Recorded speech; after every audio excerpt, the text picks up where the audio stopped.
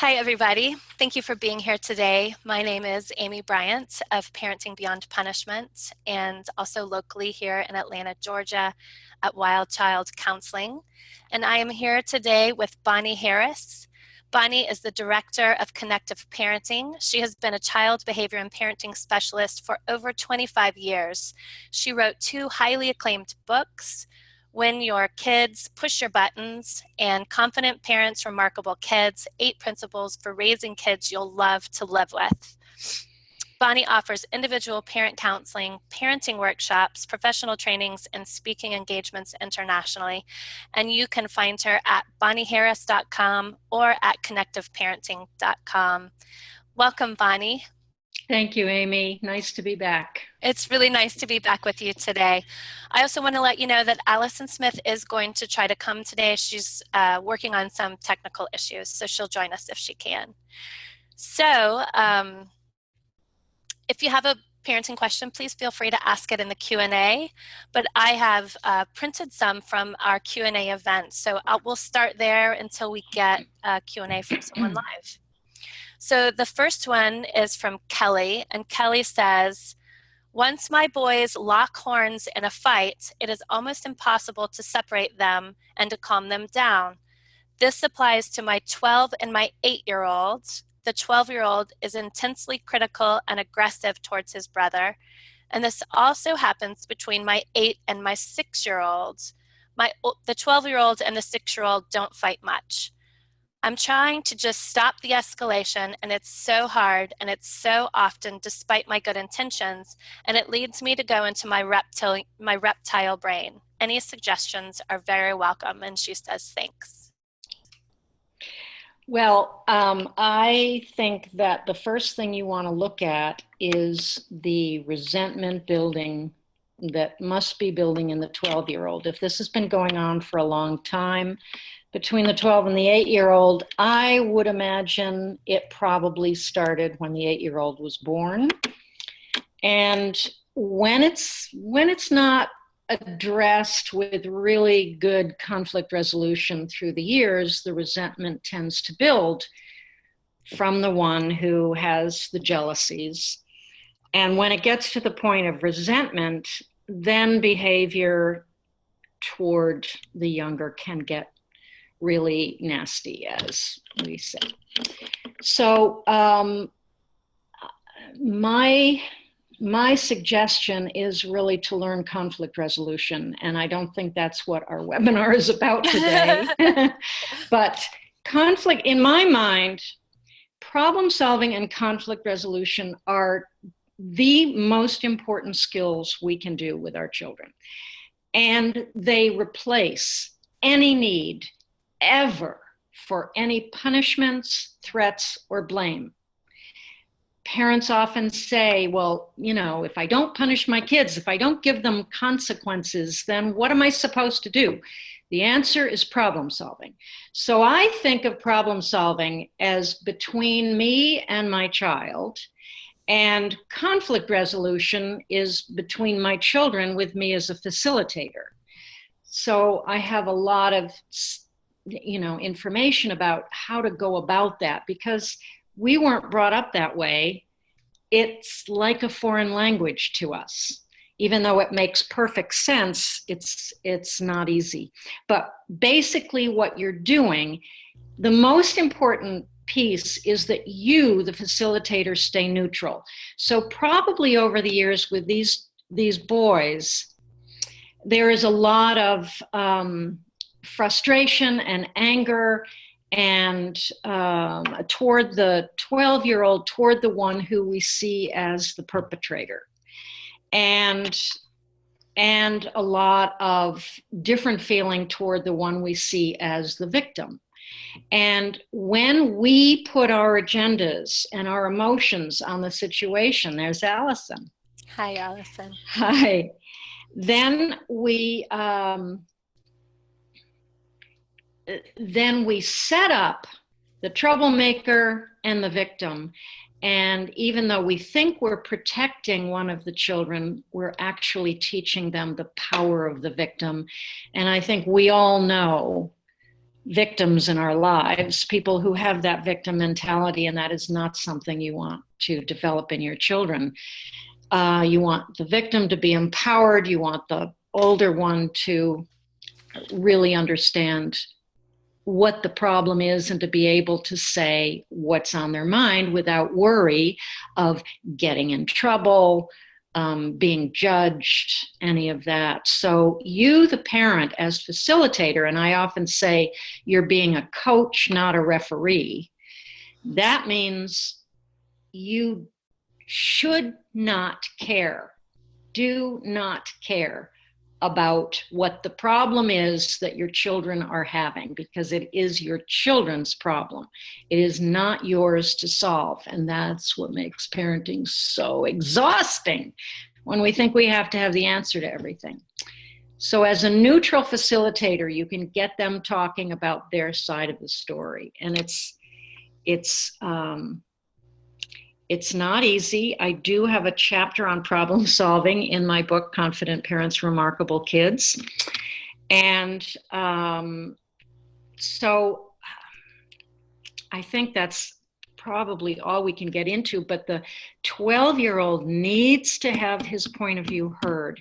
Yeah. And especially by you, Mom, he needs you to understand what's been going on with him for all these years. And you can do that individually with him, talking to him about how you think he must feel in order to get him to the point of behaving the way he does. When you talk with kids about how they feel, you're much more likely to get some conversation going than when you tell them what you don't want them to do.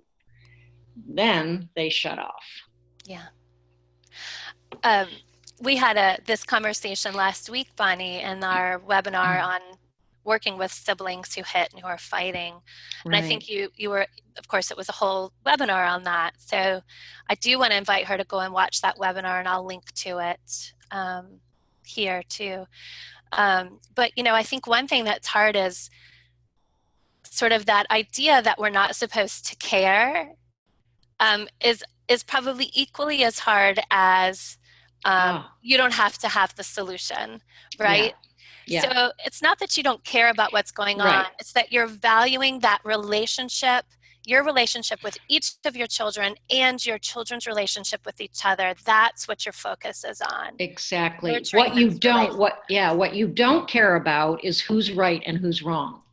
That should not come into the picture from your point of view. Your kids can yell at each other and blame each other and all they want, but that's part of their process. And they need to feel really safe in your presence and not being judged. Yeah, this is such a huge paradigm shift too, because it's not like there's a right and a wrong and someone's done all the wrong and someone's done all the right. And I kind of wish we could just toss those out the window anyway. Can it just be like a conflict that happens? Right. And let's just, because you don't know, even though you may see behavior that is totally unacceptable, you don't know what provoked that.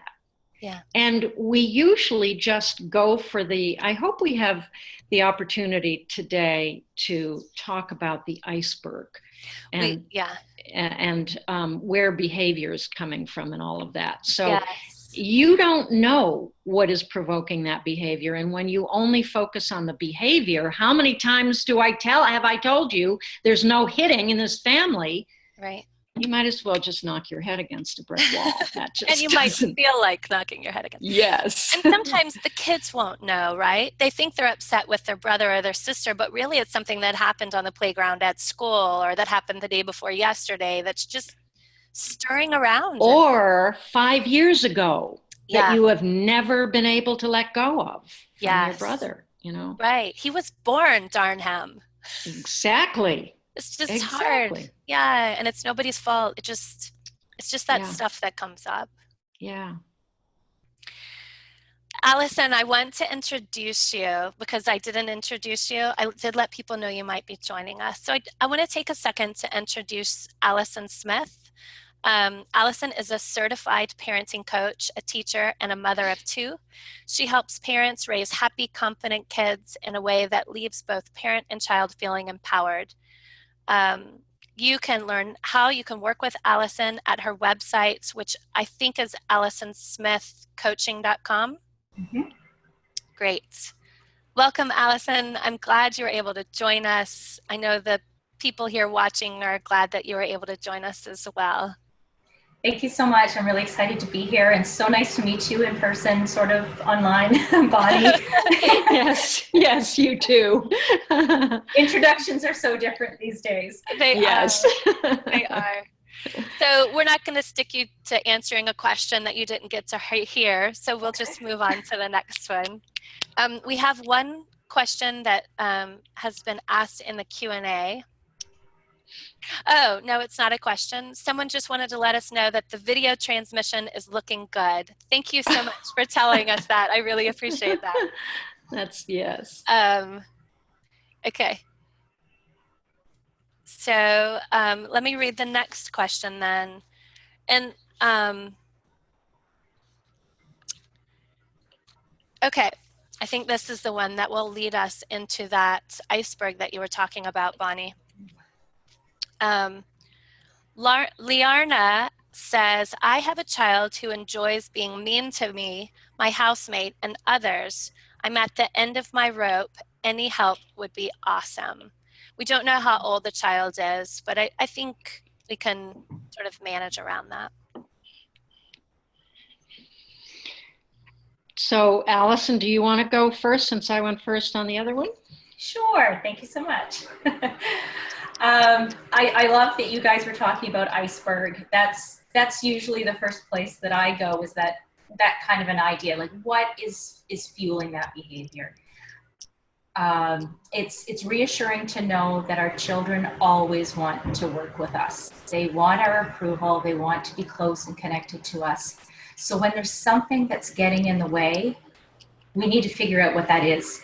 Because as Bonnie said, when we address just the behavior, we're not getting at the true cause. And the behavior is a symptom of something else that's going on. And one of the best places to start whenever we're having a conflict with anyone, child or adult, is to start with some empathy and some connection with them. Wow, that seems really hard for you. Something must be going on for you. That's not like you to talk to me that way. So tell me more. What's going on for you? And depending on the age level, that conversation might sound a little bit different. But the intent is really to get at the core of what's going on. And when the child is young, especially, that could take some time and some observation, because they're not always aware of what it is. Like it was said, sometimes it's from something 5 years ago and they just know that they don't feel good. So I'd love to hear more about your take on the iceberg, Bonnie. Yeah. Well, I love the iceberg metaphor. I've used that, and I use the roots of the behavior, looking at the roots, of weeds. If you want to get the weeds out, you got to dig down and get the roots. But the iceberg really does it. And I suggest that parents, just draw an iceberg on a piece of paper. Every time you see behavior that you don't like, just on a piece of paper, draw the iceberg and draw a line indicating the water, just a little down from the tip. What we know about icebergs is that all we see is 10%. 90% lies beneath the surface. So what we see is the behavior, and that is only 10% of what we need to know about that. And so I kind of divide it in threes, the top being the tip, where then you just write in the behavior: hitting, swearing, name calling, whatever the behavior is, you just write it in. And then you might think about what the triggers were. What triggered your child?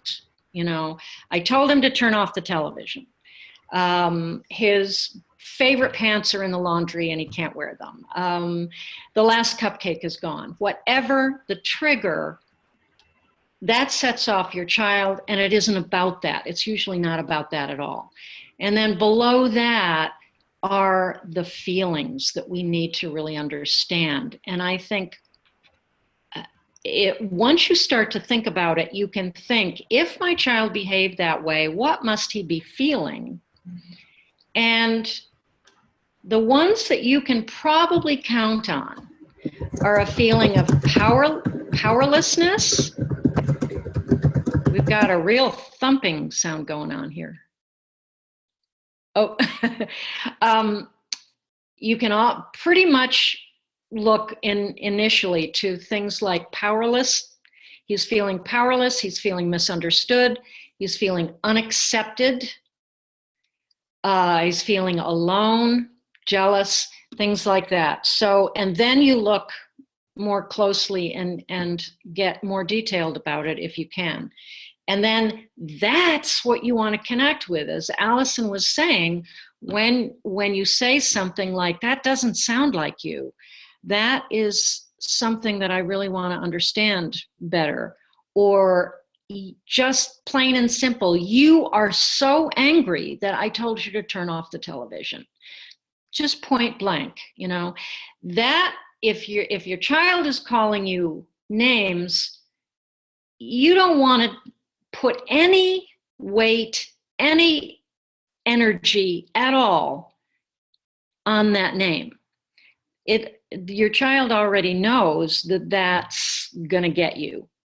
And so you want to take it off of that and put it on to what the child is, what's going on with the child, which is addressed when you say, you're so angry with me that I told you to turn off the television, period, you know?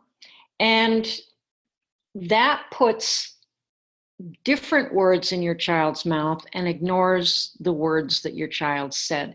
So much of the time, we don't realize that we're putting focus on what we don't want our children to do rather than what we do want our children to do. So anyway, I think that iceberg is really important. Another thing I wanted to say about this particular question, Amy, read again what she started off with. I want to get those words right. I have a child who enjoys being mean to me. Enjoys being mean to me. I want to really look at that, because when you think, in my book, When Your Kids Push Your Buttons, it's all about what these buttons are, where they come from in our past, and why our children push them. So it gets into perceptions and judgments about our children. So when I think my child enjoys being mean to me, where does that leave me as a parent? How can I have a child who enjoys being mean to me? That just brings up fury in me, right? To think that my child is enjoying this and getting something out of it. For me, the thought that went on with my daughter when this all was really up for me was that she's out to get me. That was the thought that I finally recognized went through my head every day at the same time when I saw that horrible face of hers. So I thought, she's out to get me. This mom is thinking he enjoys being mean to me.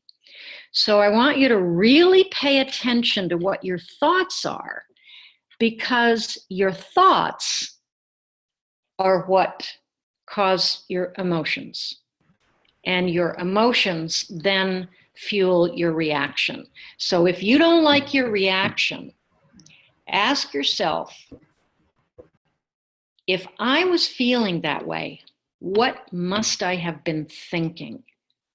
So do you see, if you can reframe, and the book goes into a lot of work on reframing our assumptions. That is an assumption that your child enjoys being mean to you. As Alison said, no child enjoys that. Children want to please us more than anything in the world. They want to please us. And when they don't, it means something is in their way. That obstacle is in the bottom of the iceberg, right? Under the surface. So that obstacle is causing your child to react in a way that is something he's trying to tell you. So we have to interpret it rather than take it at face value. And we could go on and on and on about that. We really could. Yeah, Any absolutely. questions could be an entire webinar. Absolutely. I just, behavior is always communication that something's going on, either emotionally or they lack some skill, they don't know what else to do or how else to do it. And I think that the image of the iceberg is incredibly helpful for that. Sort of proactively, I might, in addition to understanding what's going on, proactively, I always recommend that parents take, even if it's just 10 minutes in your day to just be with your child, where you put your phone away and you don't answer it no matter what, even if you get 12 texts, just for 10 minutes, you just are there listening to your child, following their leads. You don't get up to go get a cup of coffee because playing trains one more time is making you crazy. You just go, wow, this is really uncomfortable. I don't want to crash trains one more time, or whatever it is they want to do, play Pokemon cards or whatever, right? I remember the day I told my son, I cannot play Superman anymore. I'm just done. Yes. Yes. It was like, I can't be Lois Lane one more time. And at least he wasn't King Kong. Yeah, right. Whoa. But the poor little guy, he just sat down on a rock and cried. Oh, yes. It felt awful. But finding some way to really play in a way that you can be there for 10 minutes just to get that space for him where he's feeling connected. Because a lot of times the first thing that goes is their sense of connection, that sense that they really belong and they're significant. And really getting to that core piece is just spending that 10 minutes of uninterrupted time. I have a friend who says that for her it's bath time. She gets in the bathroom with them and they get in the tub, and all she does is sort of use this sports casting where she just says out loud, oh, that dolphin is diving in the water. Oh, he's back up. Oh, he's made a big splash, right? And you're just really showing them that they're significant and that they belong and that you're paying attention. Right. So some of those things can really go a long way for just really sort of mending whatever is feeling disconnected for him.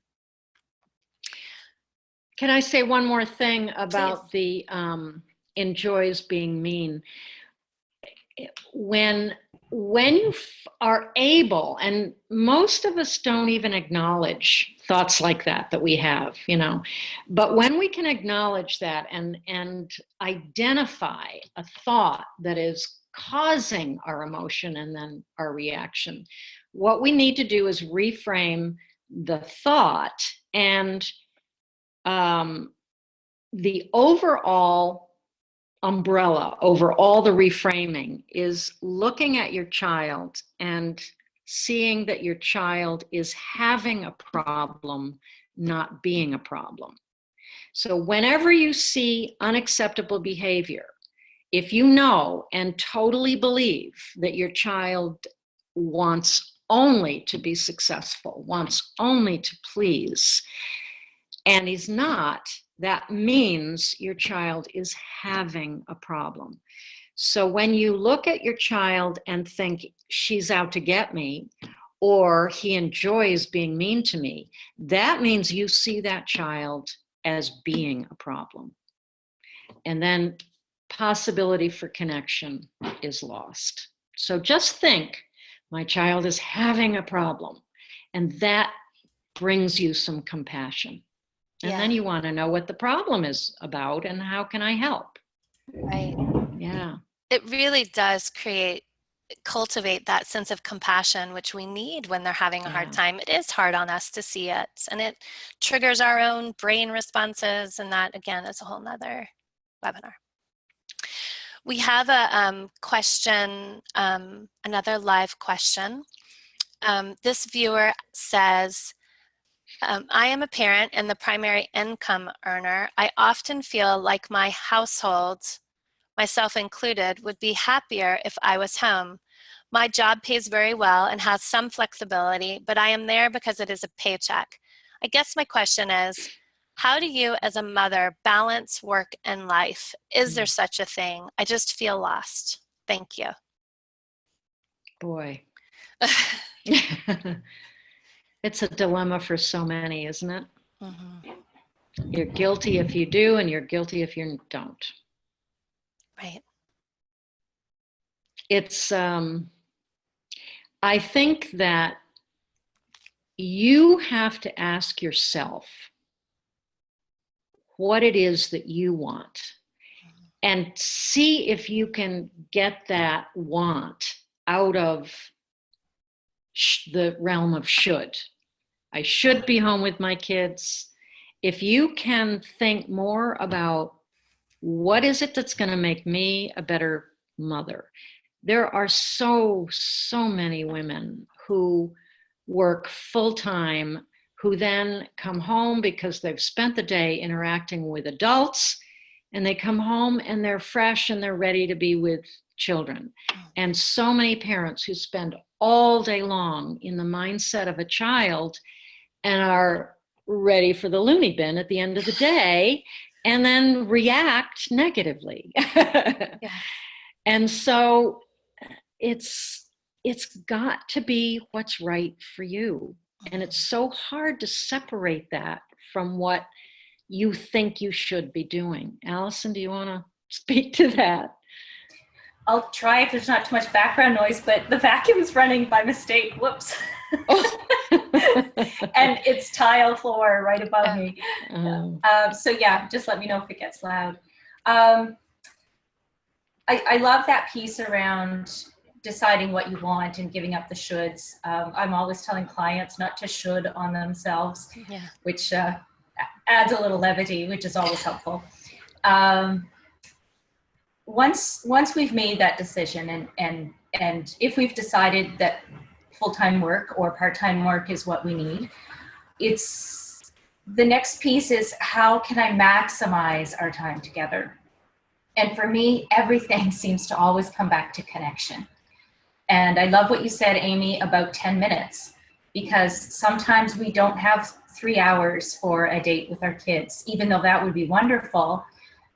When we can take a minute here and a minute there, and when we do focus on them, we're totally there, totally present.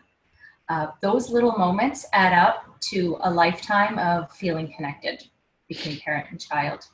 So those times are important. And there are ways to make the best of our time with our kids. We spend a lot of time in personal care type things. So with babies, diaper changes, feeding, those sorts of things. That mom who decided to make bath time this special time. We can make just about anything special. We can create our own wacky hair day. We can have Fridays is picnic in the living room night. All of these little things can add up to make things special and to keep us feeling close, even if we have a busy schedule. So lots of humor, lots of power reversal games are a really nice way to bond. Shared jokes, and just reminding each other of memories. So, oh, remember that time when we were whatever, and you might just be stopped at a red light and you just take a moment to remember a special time. Those little ways that we can fit those in are great. And one more piece is the time of day there are different times of day that give us more bang for our buck than others. So first thing in the morning, wake up 10 minutes early so you can snuggle in bed for a few minutes and ease into the day. That really provides them a buffer for all of the things that are going to come their way throughout the day, and their cup is more full heading out into the world. So when they come back, they're not as depleted, they're not as disconnected and having that after school meltdown that we hear so often. Bedtime, obviously, and all those other care times.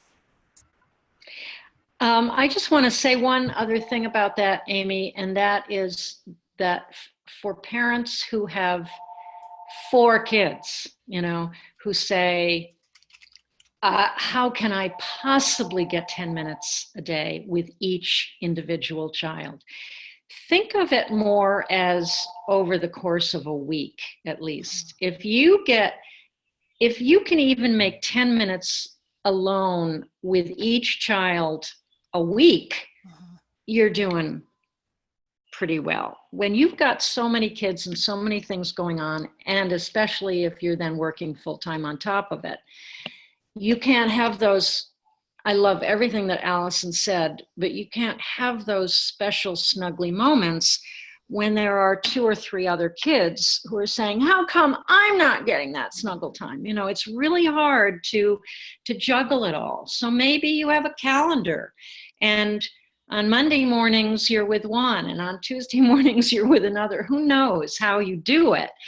But to think of it over a longer period of time some days than if you have more than one. Yeah, I agree. And I think that goes back to like her question, is there a work-life balance and family life balance? And I don't think that there is, right? I think it's individual. It's what works for each individual person. Mm-hmm. And sometimes things just get big. One child's needs and emotions get big, and maybe you say, you know what, this is a part of being flexible, and you know, this morning I'm going to be with you. And you have these conversations proactively with your children. But sometimes work gets big and you notice it and you go, oh, wait, let me make it smaller. And sometimes, you know, food gets big and it takes over your life and you go, you know what, I need to give this less importance so that we can connect. And it's just about saying, being kind to yourself and saying, I don't have to get it all balanced all the time. We can't. Right. We've got our own icebergs going on that we are crashing into, and we go, oh, I need to rebalance, or I need to shift. I need to get some more support. I need to be kind to myself. And I always tell parents over and over and over, that's where you start, because it's not easy, because there's so much going on, and you have this child's needs and this child's needs and work demands and your own needs.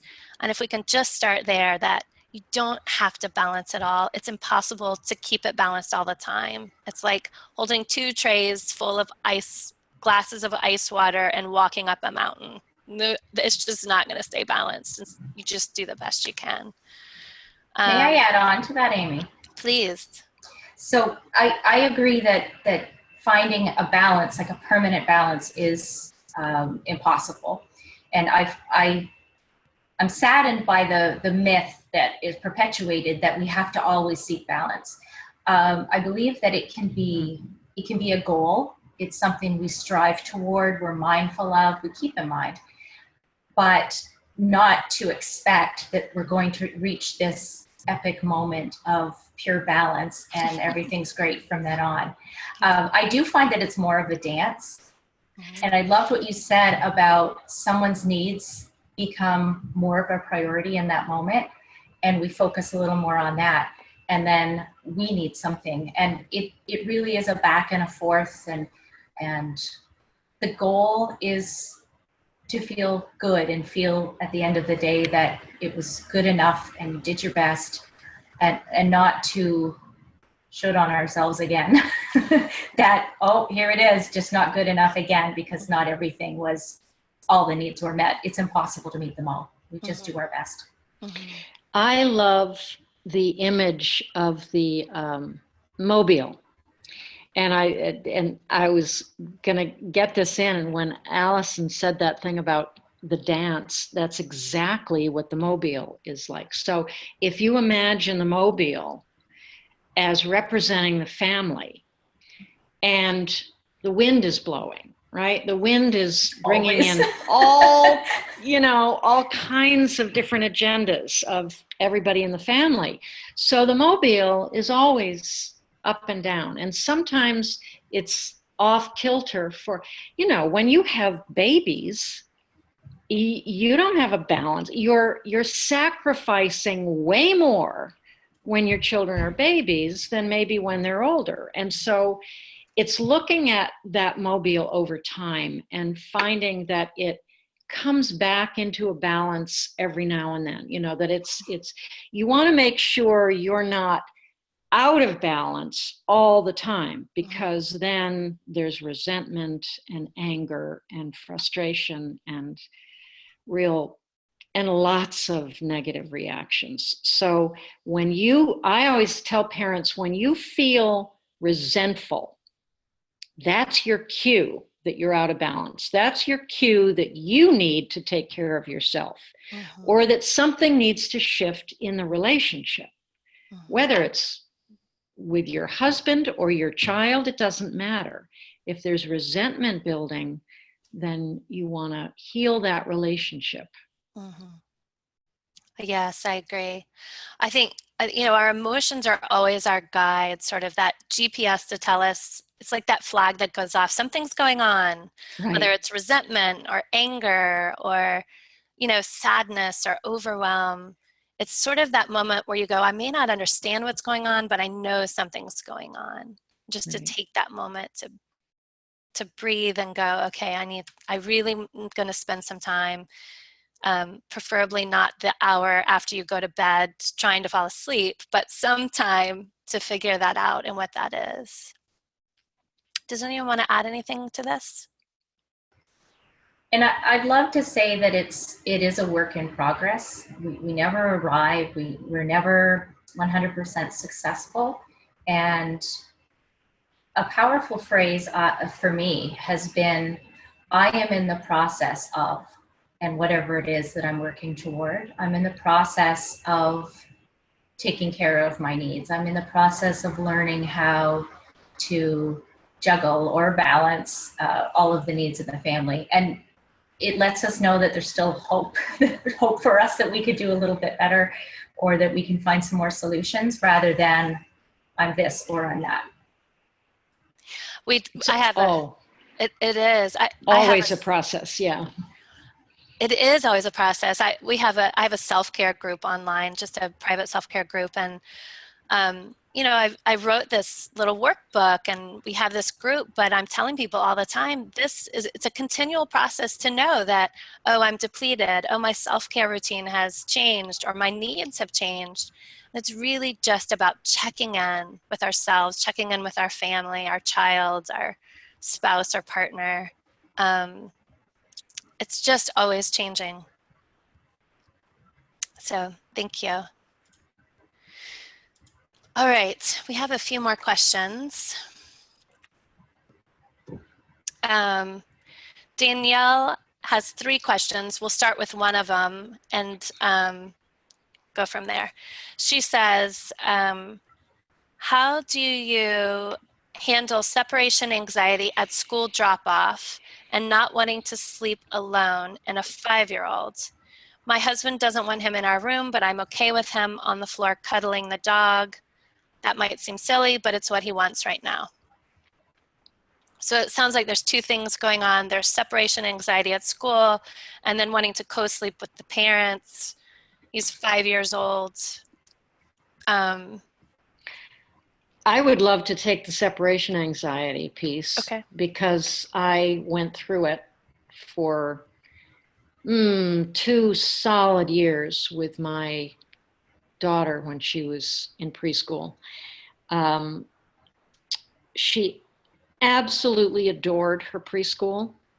So every time the thought came in, when she was saying, I don't want to go, and when she was screaming bloody murder at drop-off time, every time I went into, oh my God, do I have to change schools? Do I have to find another school? I had to, check in with myself on that. The thing about separation anxiety is about the shift. It's about the transition. So I think that probably kids who have a really hard time with separation have a really hard time with change. They're changing from one activity or one location to another. And the thought of doing that instills dread, and the action of doing that is terrifying sometimes. And once that's over, they're fine, right? Which is, I think, why so many teachers say, just go, just, which, I have a lot of feelings about that, but. So do I. Yeah. But I think the important thing is for you to check in with yourself. Do you feel 95 to 100% confident with where you are leaving your child? Mm-hmm. If you do, then you want to pass that sense of your confidence in the situation to your child. So even though your child is screaming bloody murder, it's not because he's afraid he's going to have his arms and legs torn off as soon as you leave. It's because he doesn't want to leave you. He doesn't want to say goodbye. He doesn't want to make the shift from you to somebody else. And if you are showing real upset over your child's upset, then that sends your child the message that there's really something to be upset about. But if you just have, it's not about reassuring your child that he's going to be fine, because, that then you send the message to the child that you don't really understand. Your child thinks you don't really understand because I'm not fine. I'm horrible. And, but you do want to send a sense of assurance that what you are doing, where you are leaving your child, you feel absolutely confident in, and to come at that situation with that confidence. And then know that the screaming is about the change. And I think the more confidence you have in where you're leaving your child, that's going to make it easier. But as I say, my daughter went through this every day. I mean, it was like she had to be pulled off me, really, for every day of preschool for 2 years.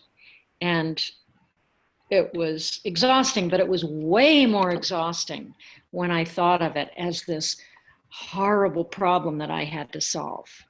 Then it became really awful. But every day she got through it right away. She had a wonderful time. She still has wonderful memories of that school. So anyway, but yeah, the mornings before going were fraught with her anxiety about going, which is when I looked at her every morning and thought she's out to get me, because we just got into power struggles every morning. It was horrible until the morning I got it. And I saw, wait a minute, she's not out to get me, she's miserable. And it just, my head did a 180-degree shift. And suddenly this compassion completely replaced the anger I was feeling. And I knew it was because she didn't want to get dressed and go to school and say goodbye. And yeah, I went through a whole thing with her about that, which was really wonderful. I don't know if we want to go into it now, but anyway. Yeah. Thanks for sharing that. I appreciate that as well.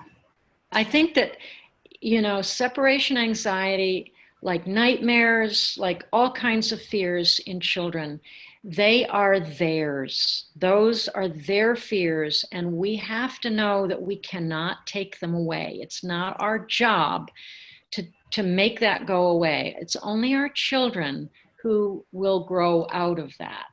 And just as a final note on that, when my daughter was transitioning to first grade, I was sure this was going to be horrible. But she wanted to take the bus because she'd seen her older brother take the bus. And so the first day of school, I'm driving behind the bus on the way to school. And I got into the lobby of the school before the line from her bus came in. So I'm standing there expecting and waiting for this meltdown and puddle of tears. And she came in and she walked along with her group, and she just sort of, her eyes just kind of went up and she did that. And then she walked on. She almost fully ignored me, but it was just, and it was like, yes, she's growing up. So it's a maturing process. And we just have to know that our children just need support. They need to hear, I know this is hard. I know this switch is hard. And let's think about who you're going to play with today. What's going to happen, what's going to be the first thing you're going to do, but not if your child is screaming. You can't get through at that point. But sadness, yes, you can talk about what they're going to do, when you're going to see them again, all of that. So they need your support, but not your fixing it. Unless you're leaving them in a place that you're not comfortable with. Then, of course. Please fix it then. Yes, please. Please. Oh. I'd love to give a couple tips, just easy little ones that can help. I love that Bonnie did the big picture and the shift and that, because that's usually where I go first. So I'll just add in a couple of things. When you go to the care facility or the school, personally greet the person who will be taking care of them. Ask them how their weekend was, develop a bit of a relationship with them. Your child will see that, and even at a very young age will interpret that this is a safe person. This is someone that I can feel comfortable with. Mom's calm or dad's calm, maybe I can be as well. And over time, that should improve. Helping the child see what they have in common with this caregiver. To say, did you know she plays guitar too? And that will give them some common ground and help them to connect. And another one, almost lost it. There was one more, helping them to be connected. And help your child to see that the teacher or caregiver likes them. Did you notice how she smiled when you came in the room? Because often children will assume that the teacher or caregiver doesn't like them. It seems to be something that just happens. I noticed it a lot in school, even in middle school. Some of the children would assume the teacher didn't like them just from the get-go. So it's really important to create that bridge for them, and that will help with the transition too. I like that. Those are helpful too. I also have a couple things to think about. Creating a transitional object can be helpful. If the school allows them to bring like a lovey or a soft animal or something with them, that can be helpful. So it's helping them go from one place to another, and they've got it with them and they can hold it when they feel unsafe. My daughter's preschool, we brought family pictures. And they had it like in a magnet sleeve, and they had it somewhere. So if you were feeling sad about your family, you could go and you could see the picture, you could pick it up and carry it with you. You could look at it and talk to it. And some children found that really helpful. And then storytelling, I always think playing around it and storytelling around it can be really helpful. If you're not familiar with social stories, you can Google it and get like a template for how a social story may go. But you can just begin to tell stories. We used to have a story about a crab and a little girl. And my daughter still loves it. And we've been telling these stories, I don't know, since she was 3 probably. Addie Girl and Crabby Dude. And they would go on these adventures, but we would always include in these adventures whatever theme was coming up that she was struggling with. And so me or her dad would set it up, and we'd be talking, and we'd pause or we'd whisper to her, and she would go, and then she said she didn't want to go. And so then I would be like, and Addie Girl said she didn't want to go. And then I'd look at her and I'd say, what did Crabby Dude say? And so then Crabby Dude would say something, and then they'd end up going and doing it. And so this really gave her an opportunity to face this fear through another character. Yeah. And to work through this fear through another character. And she was coming up with the solutions. And I was just there supporting her emotionally, playing with her, being, just like gentle in this experience. Like, oh, wow, how was Addie Girl feeling? Or sometimes, of course, it was Crabby Dude who was struggling. How was Crabby Dude feeling? you know, and so she would get on all these really wonderful stories and she would work through it. She was a very verbal child, so that makes a difference. If you don't have a verbal child, coloring pictures, following their lead in pretend play, you know, like playing Superman, is that what you had said, Bonnie? Over and over and over again. That is them working through that stuff and helping them get through it. So notice those themes and really sort of try to understand those themes as that's how they're working it out. Yeah. Co-sleeping, I think the co-sleeping, did Allison or Bonnie, do y'all want to add anything to the preschool drop-off? I think just,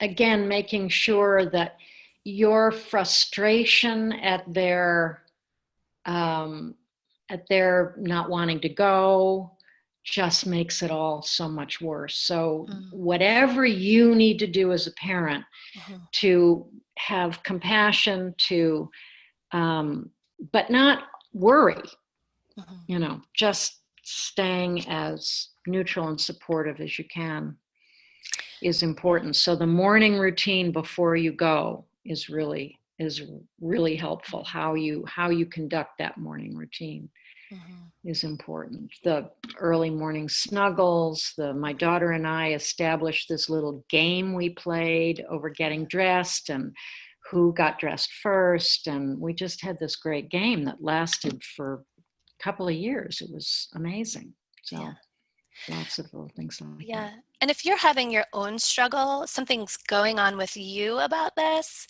you can, you know, talk to a friend, your partner, get a therapist, because our own stuff does come up around whatever safety issues may have gone on for us in our own childhoods. Oh boy, do they ever. And it can really make a giant difference in how we're then able to support our children in those hard moments if we get our own help.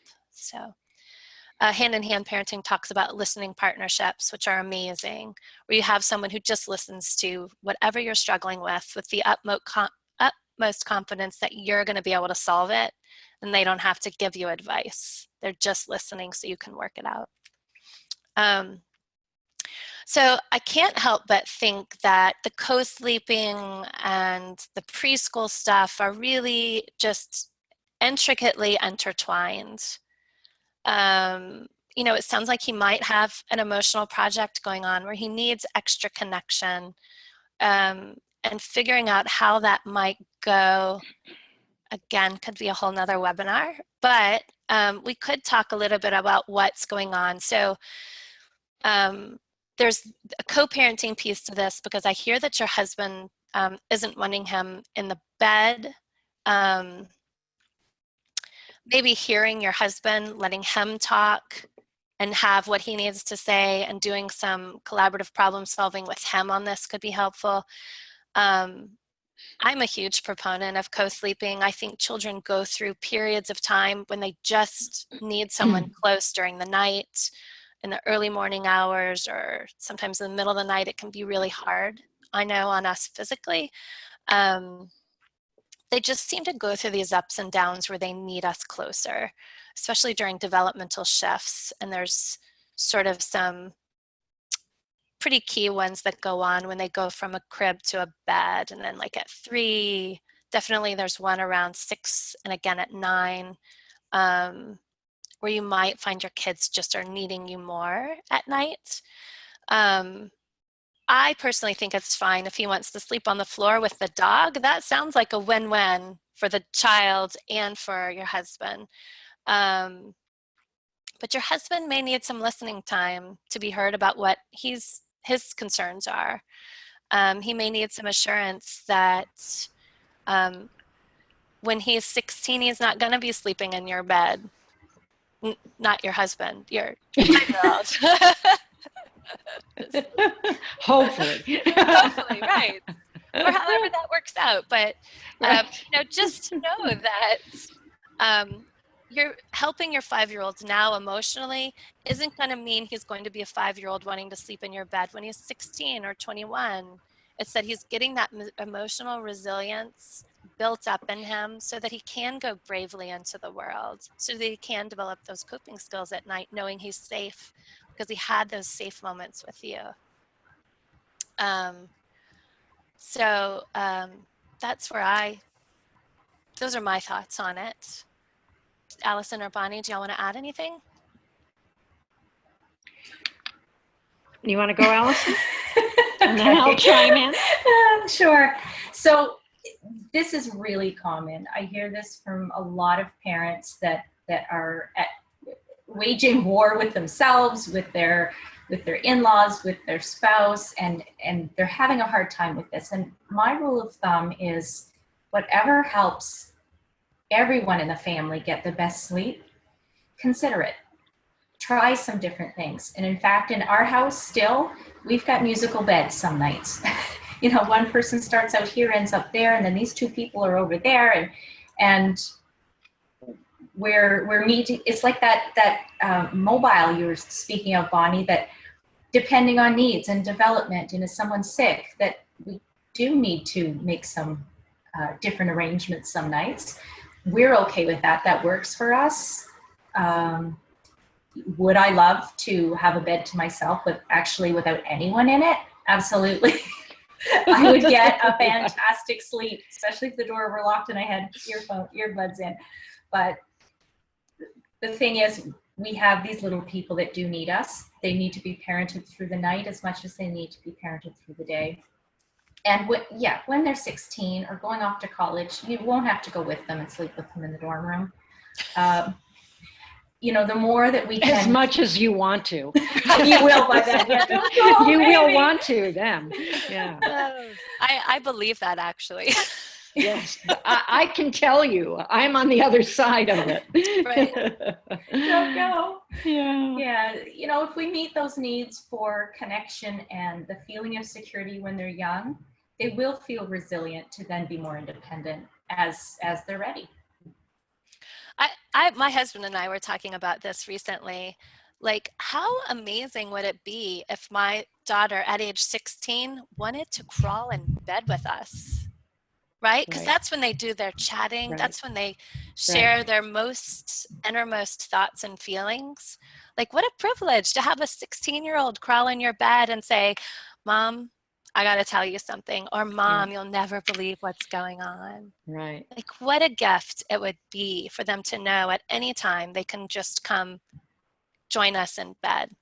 Yeah. Now, we have our own stuff that goes around. If we can push the fears out that they'll never leave and instead think about, what kind of self-care do I need? You know, can I say, hey, you know what, guys, Friday night, it's mom night, and I'm going to put in my earplugs, and I'm going to put on the fans, and I'm going to lock the door, and I'm going to sleep by myself. You know, like, that might have to happen. I'm going to do that. Allison, that might have to happen. But to know that, like, gosh, this time with our kids, I don't want to underestimate the difficulty and the struggle. You can't enjoy it 24/7. It's impossible. And it's okay. If you don't enjoy it, don't be mean to yourself. It's hard. But it is short. And if we are going to cultivate that relationship, meeting those needs, those nighttime needs, is a part of it. It's just a part of the job. It's a 24-hour job. I just want to throw in a little different perspective, because I have talked with so many parents who have, yes, you're right that when they're 16, they're not going to be wanting you to be in bed with them. But I've talked with so many parents who have 6 and 8 and 9 and 10 and 11-year-olds who, as the parent will say, will not let me leave them, will not allow me to get out of bed, but after doing the bedtime routine. And I have to sleep with my child. I have to be in bed. And then all of this, wonderful coziness that we three agree on gets out of proportion, really out of balance. And that's when I think you want to realize that something, that it's not always a healthy thing to be back and forth in beds, because when there is that dependency, and I always preclude talking about sleep with everybody with the fact that we're one of the only cultures on the globe that doesn't co-sleep, that puts children, in their own bedrooms, isolated. So to realize that the expectation you need to have is that we as human beings are evolved to sleep next to a warm body. So that's a big part of it. But I just warn parents. I love the idea of sleeping on the floor. I know someone who actually bought a dog bed for their child to have in their room. So when the child came in the middle of the night, they would curl up in the dog bed. Yeah.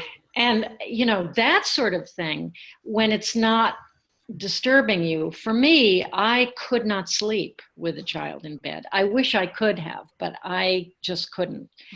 But certainly there would be coming in the middle of the night and things like that, all of which I think absolutely you want to allow. But that staying with your child night after night after night until they fall asleep can develop some difficult habits.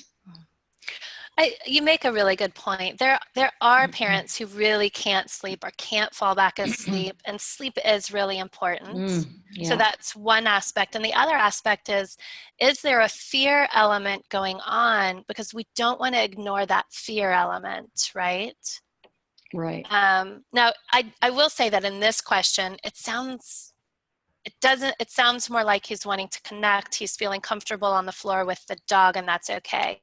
But if there is this element of anxiety or fear, we really want our children to find that sense of safety, and using some tools with them, some listening tools, some play tools and stuff like that, is going to be a really important part of them releasing that.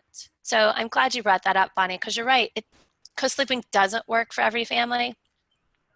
There are times when you might, when I have a friend who won't co-sleep, she can't sleep when her child is in her bed, but when he has a fever or when he's really sick, she's like, it's fine. I don't sleep, but I'm taking care of him, and I've got the barf bucket, and Right, exactly. So knowing where you are and why, getting clear about what's going on for you is important. It's like that work-life family balance. Right. It's always evolving, and you're checking in and being mindful. Did I cut you off, Bonnie? No. Okay. All right. One thing that really worked for my daughter, she was having both issues actually for several years. It would come and go in waves. And there was some real fear and anxiety. It turned out she thought there were times I wouldn't come back and pick her up for no reason that anything had ever happened, but she just had this gnawing feeling that what if mom doesn't come back or can't come back? And nighttime, she was fearful. Well, she still is sometimes in the dark. So we started making adjustments to our bedtime routine, that we would play some child-based meditative sort of stories. And what we discovered is it helped everything across the board, because she was more relaxed at night. Her mind wasn't racing through all of these what ifs, and she was going to sleep quicker, more easily. She was having a better sleeping through the night more. She wasn't clinging to me, don't go mommy. And in the mornings going to school, the fight was gone. Wow. Yeah. So there's lots out there for those sorts of stories and relaxing sorts of meditations and yoga and mindfulness. Right. And there's so much research now too on how anxiety affects the body and the brain, and some really wonderful tools. So I'm glad you brought those up. Thank you. If Bonnie and Allison, I don't know how y'all are on time. We have one more live question that maybe we could answer if that works for y'all. Sure. So Jen asks, my daughter is in kindergarten and we are told she is barely meeting the reading level for her age. She is about level A with the goal to be around C or D by the end of the school year. When I get her to read in the evening, she seems to not get some of the reading strategies they use in schools, blended letter sounds and stuff. I don't really want to push her because I know she's really not ready, but if she has to repeat kindergarten next year or is pushed without getting the concepts, I don't want to have her feel that she has failed, seeing her peers move on to grade 1 or then struggle with reading at the grade 1 level. Thoughts or ideas? Well, I hear this a lot from parents of kids at this age. There are a lot of kids at this age who are not reading yet, and some are sailing through it and reading like, one thing I always say to parents, and this is only for perspective, that the Waldorf school, which I am not being an advocate of, I'm just giving it for perspective. The Waldorf education does not do anything about reading until children are 8. So that I just always want to say that, because the point is to relax parents' minds that, oh my God, if their kids aren't reading at 5 or 6, I've got major problems going on. So I really wish schools would be more relaxed about letting children learn to read when they're ready. If there are serious signs of a child not getting it, then some extra help might be needed, definitely. But I just think we are, if we get off on the subject of education, I'll just... Yeah, don't. My soapbox. I packed it up yesterday. I can't take it out again. Yeah. It's like 5 webinars on that. Yeah, oh my God. But I just wish we could let children relax and play. Play. Ugh. Yeah. And the idea of homework in kindergarten makes me want to scream. You had to go there. You had to go there to get it started. Homework in elementary school, period. No. Forget it. Yeah, I agree. Even mostly through middle school. So Jen says, but what do I do? So she expanded. She says she agrees with sort of the Waldorf approach and the Finland type of education, but what does she do to support her child? Because here she is, her child is, this, and she's trying to put it in this kind of hole and it's not working. How does she support her child? I've been honest with my kids. There are issues with the system. Mm-hmm. Everyone's doing their best with the system, but you need to know that research shows not everyone learns to read at this age. And that, right. We're always having these deep conversations anyway. They're 6 and 8, but we still go there. Yeah. And I just want them to know that if you're not reading yet, that's not your fault. That's not about you. That's about the expectations are off for children of this age. And, I am on my soapbox a little bit, and I just let them know that you'll read when you're ready. And we just don't make a huge deal of it. Report cards come home, and we don't make a big deal of, it's almost report card time or anything like that. We're just like, thank you very much. And if there's a concern, we'll talk with the teacher, because they are so young at this stage, and we don't want that baggage on them and that pressure. They have enough pressure as it is. Right. I agree. And the research, I love that we have more knowledge from neuroscience now, just telling us over and over again that the brain isn't even ready to start until they're 7.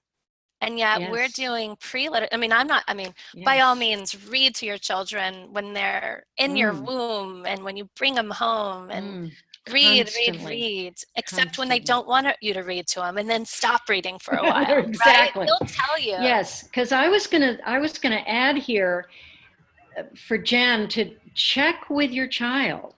How does your child feel about this? Could she care less about reading? Mm-hmm. If so, let it slide.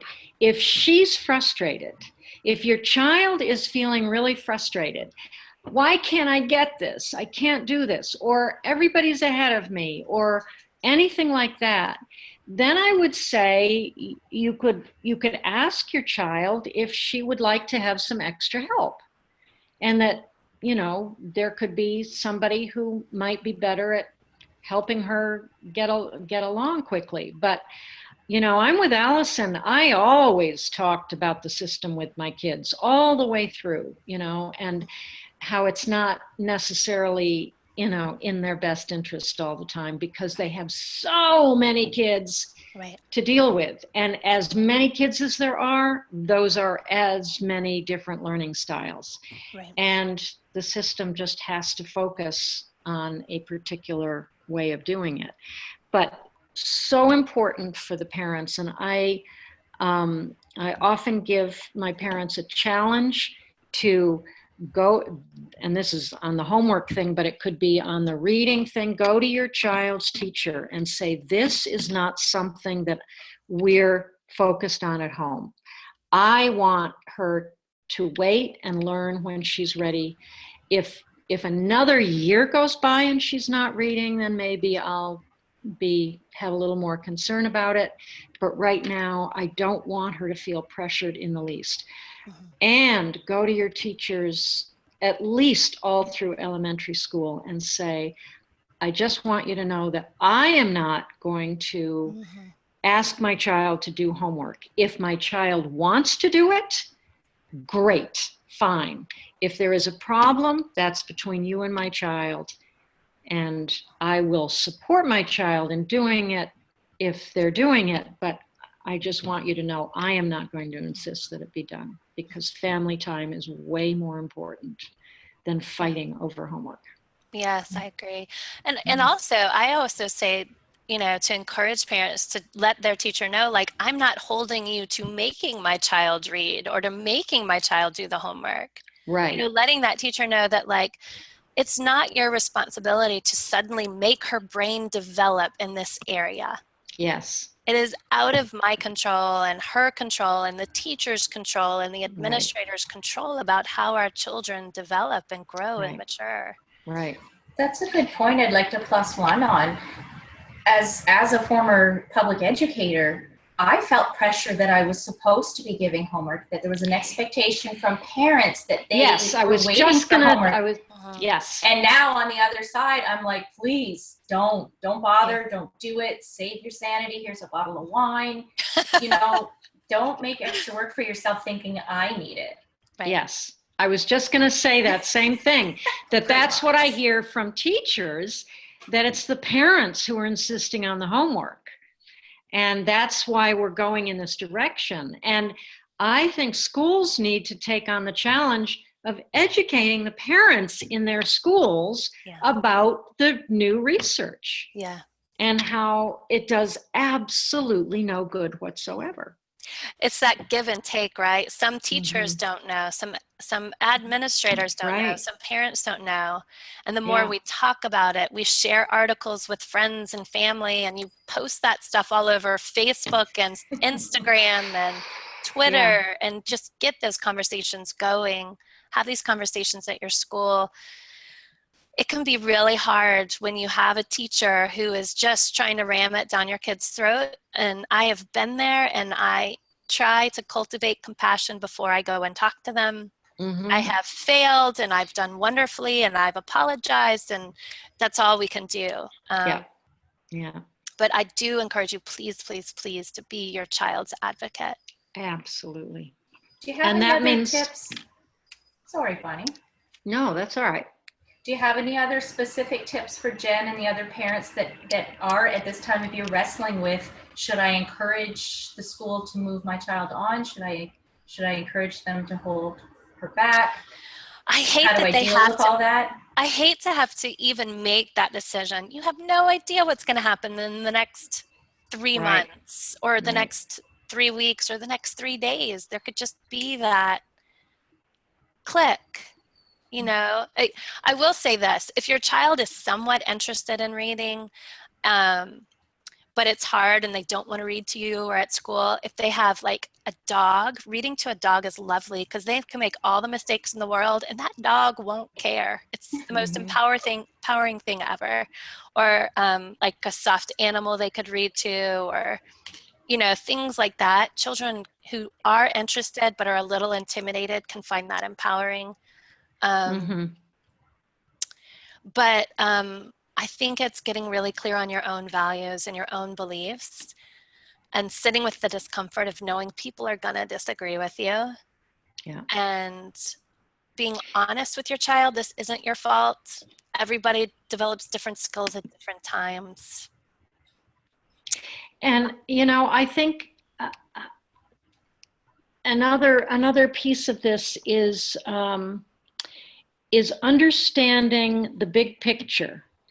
And what I have seen is so many kids, especially boys, get to high school and hate school so much. And so you don't want to start your kids off on their school careers feeling pressured in any way. You want school in those elementary years to be fun. You want them to look forward to going to school and seeing their friends and playing these games and being engaged in their learning and being the sponges that they naturally are, to soak up all this wonderful stuff that they're so ready to hear. And as soon as we start putting restrictions on that, we are completely cutting off that natural ability and desire to just soak it up. And we're setting up kids to hate school at younger and younger ages. And it is maybe in the moment where Jen is right now, it's like, oh, there's this frustration, there's this worry, there's the concern. What if she doesn't learn to read? All that, which we all totally understand. But when you just can step back and look at the big picture, it's so minute compared to what you want for your child. You want her to love to learn. You want her to enjoy school. You don't want to get into battles at home. You've got to read this, and you just read one more page, or these 5 words, or whatever. You just don't want to get in that place. I'm so glad you said that. I couldn't agree more. I think the big picture is we want our children to be in love with learning. And when they are butting heads with you, it is a big flag. And Jen just said she does read to her little brother. Yeah. It's amazing, and it melts my heart. That's fabulous. Yeah. That's just great. Yeah, she's reading. Just fine. Yeah. She's reading. Yeah. My grandson, who is just about to turn 6, has just started reading the basics. And it's such a thrill for him, you know. Yeah. And you want it to be that thrill. You don't want it to be this chore. You know? They'll have so many decades to work the drudgery. Let them at least love it now. I know. Right. Although my job's not drudgery, just to be clear. I love my new job now. Right. I'm hoping that if we can make learning fun, our kids won't be okay with the drudgery ever. Yes, and exactly. We'll just outright say no, right? I know, to all those parents who say, but my kids have to learn. It's a cold, hard world out there, and nobody's going to be concerned about their feelings, and we got to teach them now so they're prepared and they're ready, and they're not going to get paid unless they do their work. And oh my God, what we want to do is raise children who create their own lives in the way they want them to be. Yeah. Yes. Yeah. And who say, you know what, boss, I'm not okay with you talking to me like that. That's exactly right. I'm going to go start my own company. That's right. Exactly. Wait a second. Have we done that? All 3 of us, right? What, started our own companies. Yeah, absolutely. Because I frankly cannot stand to be treated poorly. No way. No way. It's not. I love And you guys.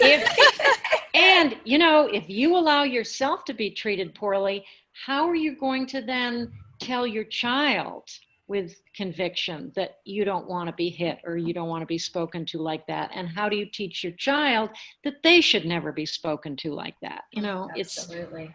it's the whole cycle. Yeah. Yeah. Well, I'm going to end the recording, but then we can stay on and chat for a little bit. Is that okay with y'all? Sure. Absolutely. Okay. So I just want to thank you for being here. Thank you, Bonnie, so much. Thank you, Allison, so much. Thank you for showing up and listening today. If you didn't get your question answered live, we will go back to the Facebook group and respond. Yes. So thank you for being here and spending the time to be here. It was a pleasure.